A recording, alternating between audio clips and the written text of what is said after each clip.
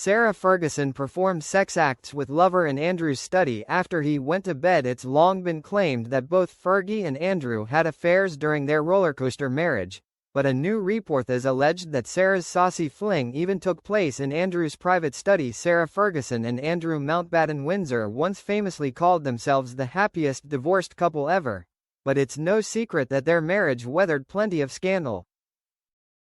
Fergie's infamous toe-sucking snaps with her American lover John Bryan were the final blow for the couple's marriage, but fresh details have emerged about alleged affairs on both sides, with Andrew said to have slept with more than a dozen women in the first year being wedded to Sarah.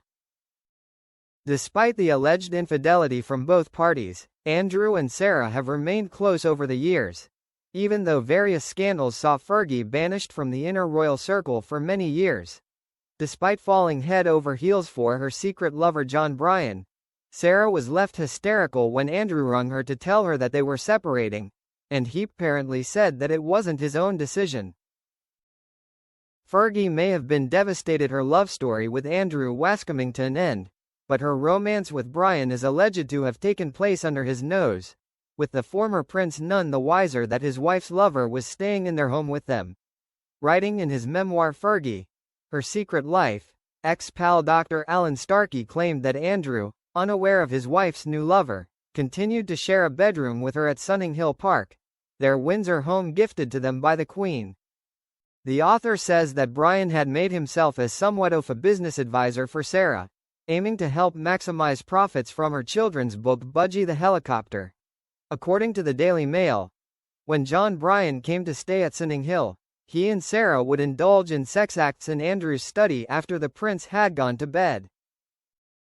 She didn't care. Vulgar, vulgar, vulgar, stormed the Queen's former private secretary, Lord Charteris. Meanwhile, an explosive biography of Andrew and Sarah released over the summer, entitled The Rise and Fall of the House of York by Andrew Lowney, claimed that the aftermath of the affair with Bryan going public saw the former Duchess berated by her sister-in-law, Princess Anne, over dinner, and that no one pushed back on Anne's anger at Fergie.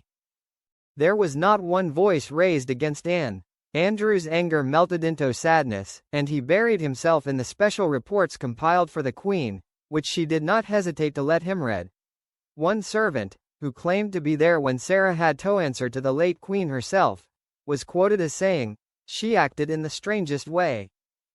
You would have thought she was the person wronged, as if she had every right to go on holiday with another man, kiss and cuddle him, and the only person who had behaved wrongly were the photographer and the editors of the newspapers who had published the pictures."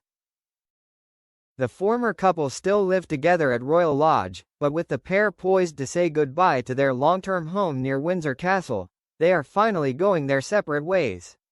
Disgraced Andrew will be moving to a home on King Charles' private estate in Norfolk, Sandringham, but it has yet to be confirmed where Fergie will be heading.